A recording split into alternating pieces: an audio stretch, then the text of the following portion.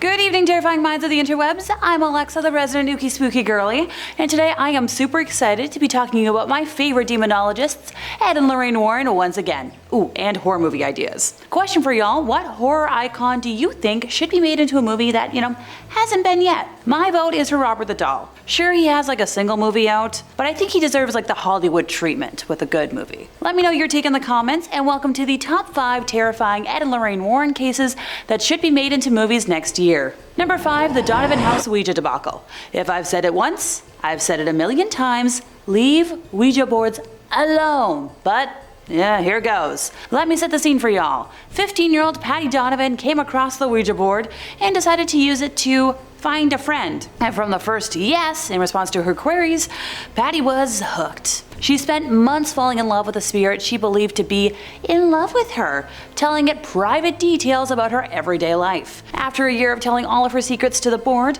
on the evening of March 2nd, Patty now pleaded for the spirit to manifest. And the next morning, Patty and her dad both found their cars damaged in such a way that wasn't humanly possible. Later that week, other incidents of apparent vandalism occurred around the house, such as, foundation shrubs being yanked to the ground, roots and all. On the roof, a 6-foot cast iron pipe housing electrical wires was found bent at a 90-degree angle. That doesn't happen. On Friday, March 8th, Patty's dad marked one flat on the kitchen calendar, and no sooner did Patty get her car back from the shop than one of her other tires lost air. The next day, Saturday, her father made the same entry on the calendar, although this time it seems like the tire had been, slashed. In the meantime, Patty could no longer raise her invisible boyfriend on the board, having no idea that her ethereal beau actually manifested in the form of a supernatural vandal. By the second week of March, material damage to the house and cars had become so troublesome that her dad complained to the police. Now when they arrived, he pointed out the destruction, and the police assured Ted, they'd keep an eye on the property during night patrols.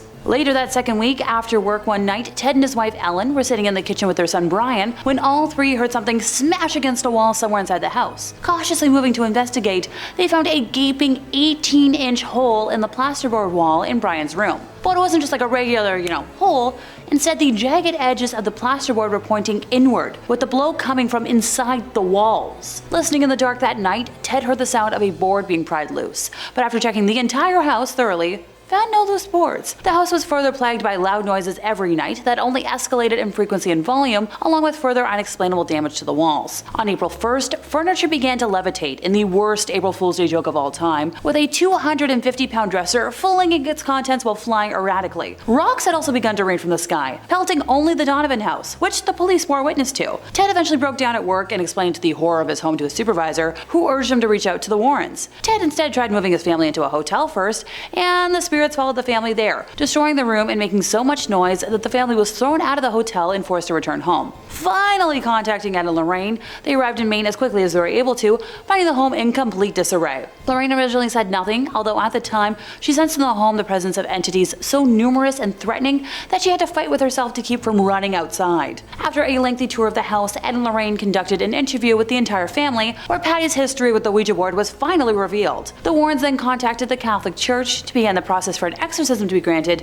which sadly took about a month. After the exorcism took place on May 2nd, the family was finally free of the demonic torment, but left with over $5,000 in damages, which would be over like 30 grand in today's money. Honestly, it's already such a perfect horror movie story. I'd pay to watch that in theaters. Number 4, an object open to interpretation. So what appears to the innocent eye as nothing but a long black spike, perhaps left over from like a construction project of sorts, holds quite the history of sadness and evil doing. Being the oldest item listed today, its history dates back to its use in the 1700s. Now, while the name of the witch it belonged to has been lost to time, the spike was originally used in a black mass ritual in an attempt to summon Satan himself to this world. The witch we're speaking of had attempted to curse the stake over the course of her pregnancy, hoping that it would become strong enough to take the soul of her womb in exchange for the devil. During the ritual, she plunged the stake into the flesh as sacrifice, but while it strengthened her relationship with Satan, it didn't succeed in bringing him to earth. The stake was passed down as a family heirloom, bringing a feeling of longing and sadness to any that held it, until it was finally acquired by the Warrens. While the details of this particular artifact may be a little less detailed than other tales on our list today, I truly think there's a story there that could be adapted very well into the current Conjuring universe. But let me know in the comments what you think. Number 3. The White Lady of Union Graveyard. This specific cemetery where the original case took place is located near Stepney Road in Easton, Connecticut, and dates back to the 1700s. The ghostie in question is the elusive White Lady, popularized partially thanks to Ed Warren having an obsession with her, and possibly catching footage of her. Some believe she is Harriet Seeley, whose young son passed shortly after being born, and Harriet herself passed soon afterwards. Legend believes she may have died in hopes of, finding her son, and still wanders their final resting place, searching him out. Others believe she is the ghost of a woman from the 1940s who killed her husband and later herself and is doomed to wander the graveyard. Her physical description is the one thing that remains consistent. She is a young woman wearing a white dress with dark hair, which is kind of what I looked like yesterday. It seems as if she enjoys scaring the daylights out of the living, which, my kind of gal. Many who have witnessed her believe they have almost hit her with their vehicle, only to find no trace of her once they pull over. Others claim they have often seen her hovering slightly above the ground around the cemetery, going back and forth amongst different gravestones. Now, Lorraine Warren used to often take walks through the cemetery, saying that it was one of the most haunted places around. Ed caught the White Lady on camera on September 1st of 1990 at 2:40 in the morning, which was his 7th night in a row of filming at the cemetery, determined to have footage as proof, and the described dark figures surrounding her, she said he described as wood ghosts, seemed to jump on her while they all argued. Now, the Warrens have also referenced a red eyes ghost, so a pair of red eyes which they claimed can be seen in the forest behind the cemetery, but not to be confused with bike reflectors that locals have placed within the grounds to scare teens. The famous duo claimed the eyes belonged to Earl Kellogg, a man who was set on fire across the street from the cemetery in 1935. I think there's a lot to pull from here in terms of what could be used for movie magic, and a lot that could be open to Hollywood interpretation, which is kind of what they want. Loose idea, lots of things to play around with. Number 2. The Conjuring Mirror. Originally belonging to a 45-year-old New Jersey man named Oliver Birnbaum, it was used to practice a medieval ritual known as speculum, or mirror magic. He performed a lengthy incantation ritual known as a conjuring formula, inviting the spirit world to assist him in manipulating the future. In the beginning, Oliver saw very little in the mirror other than the movement of blurred forms, or quick little incidents that meant nothing to him. But the more he concentrated his attention into the mirror, the more control Oliver gained, and ergo, the more he could see. After performing this ritual obsessively for months, he got to the point where all he had to do was state what he wanted to see, and the desired image would appear, eventually being able to tune into the future whenever he so pleased. He gained the ability to project people he didn't like into the mirror, singling them out for punishment or revenge. The unknowing victim would be shown in a future situation, and Oliver would will misfortune to that person, being able to see his justice occur in the mirror just the way he planned it. And while this sounds like a fun projection of one's imagination, these malicious acts would actually be carried out by inhuman spirits. In order to make a victim fall down the stairs, a spirit would either momentarily disorient the person, pour some grease on a step, or go so far as to give the victim a psychokinetic push. Eventually, Oliver neglected the part of the ritual where he had to give homage to Satan, and as a result, the evil he proposed for others began to occur to him, along with the spirits that he turned loose on his enemies, now, infesting his own home instead. After about a week of torment, this man was so terrified that he called a prominent Catholic official and begged him to send a demonologist to his house. When the Warrens arrived at the address, they met a man frightened out of his wits, and rightfully so. Doors were opening and closing by themselves. Every minute, something would crash or break or bounce off a wall and smash. Ed was able to reverse the ritual originally enacted by Oliver and bless the house, stopping the disturbance. As the Warrens were about to depart, Oliver insisted they take the mirror with them, and the 5-foot-tall antique now lives in the museum. I can already picture the visuals that could come out of a movie based on this case. Can't you? Number 1. The Black Lace Veil. Now, while I obviously love the idea of like a cute gothy aesthetic, this is anything but. After one of their public lectures, Ed was conversing with a couple that had been in the audience, where the boy introduced himself as Alan and explained that he'd brought his girlfriend Lonnie to the lecture because he suspected that she'd been overtaken by some occult influence. He explained that when his girlfriend became angry,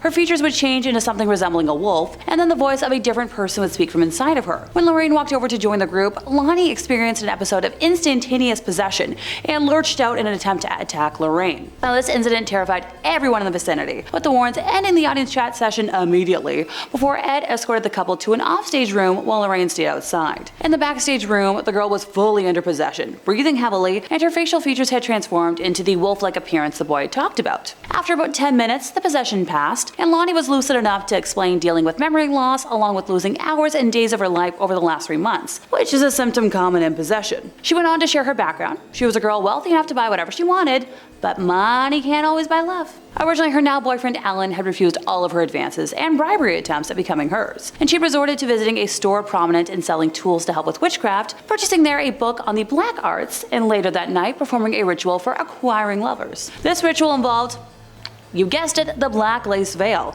on top of which she placed a crown of goat horns before renouncing God and her baptism, along with swearing allegiance to Satan, finalizing the ritual by washing down the vow with a cup of animal life force. You know, simple stuff you can just get at the grocery store. About a month after Lonnie performed the ritual, Alan began paying her the attention she craved, making her entitled world perfect. What she hadn't counted on, however, was that she was in debt to the demonic, having given them permission to enter her life. Ed knew immediately that Lonnie would have to undergo an exorcism as soon as possible, and made contact with a priest the next morning who was able to come assist with the procedure. Upon arrival, the priest insisted on testing the spirit just to make sure everything was, as he was told. He instructed Lonnie to close her eyes and slowly count to 20, while his assistant stood behind her and placed a cross 6 inches behind her head. The entity possessing the girl suddenly went wild, screaming, "Take it away, it burns, take it away." During the exorcism, it kept screaming, she's mine, her soul is mine," in reference to, well, Lonnie. It was eventually separated from Lonnie, but just before it departed, the thing vowed it would return to another. The Warrens brought the black lace veil, goat horns, cup, and the Conjuring book home with them,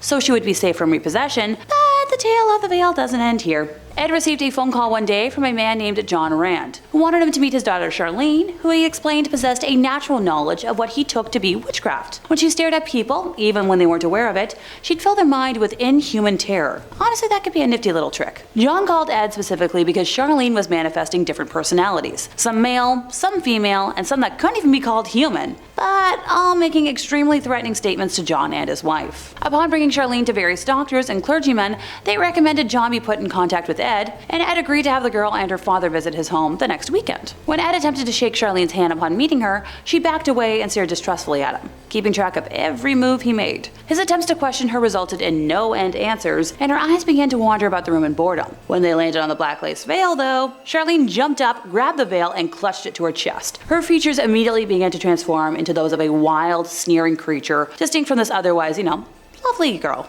Ed drew 2 vials of water to himself, one unblessed, the other blessed by an exorcist, and moved away from what was no longer Charlene, but an inhuman spirit. A lesser devil of hell, if you will. Horrid moaning and various animal sounds came from the girl as Ed blessed her, banishing the demon away for now a second time. Thankfully, these items have been locked away in the museum ever since. Forget a standalone movie, I feel like this object could spawn an entire franchise.